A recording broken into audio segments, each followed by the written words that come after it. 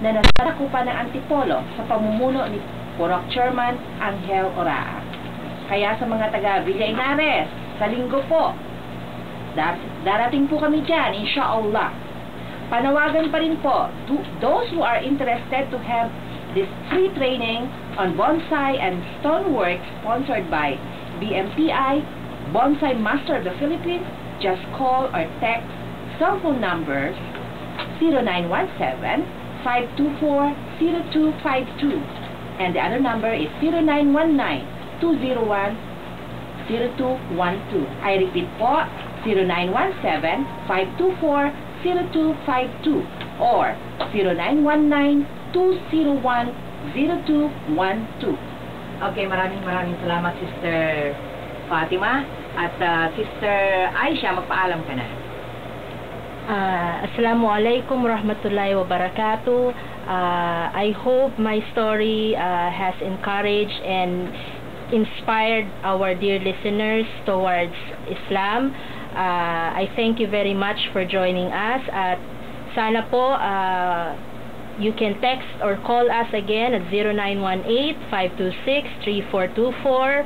Again, 0918-526-3424 for your comments, suggestions, and support. Thank you so much for all your support. You can also email at islamradio@yahoo.com, and also please check our videos at www.youtube.com/islamradioph.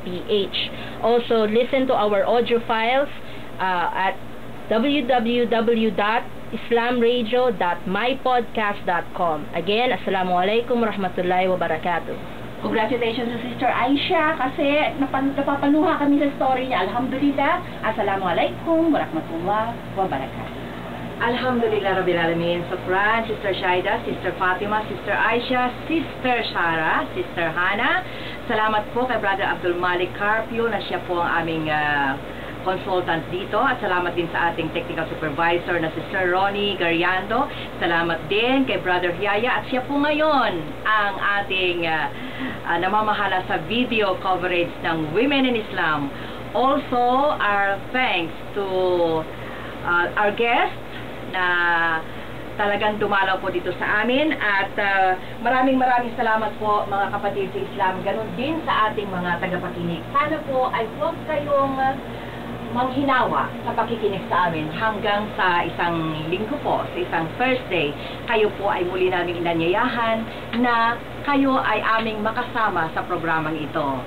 Maraming salamat po sa inyong lahat, at kung kayo man po ay may mga katanungan, ipadala lamang po ninyo islamradio@yahoo.com. Kaya kami po ay natutuwa at kami ay muli ninyong napakinggan. Sana po sa muli nating pagtatagpo, meron na po kaming matanggap na mga text messages tulad noon, at mga liham na aming bibigyan ng pagkakataon na mabasa on the air. Meron na po kami mga natanggap na mga liham nagtatanong, at ang kasagutan po niyan sa susunod na po nating pagtatanghal. Maraming salamat po sa lahat ng narito sa DWWD. Ganon din sa mga taong sa amin ay umaalalay hanggang sa ngayon. Maraming salamat din sa ating mga kababayan dyan sa Antipolo na sa linggo po kami ay magkakaroon ng pagbisita dyan sa ating mga kapatid na Muslim, gayon din sa ating mga kababayan. Hanggang sa muli po, Assalamualaikum warahmatullahi wabarakatuh.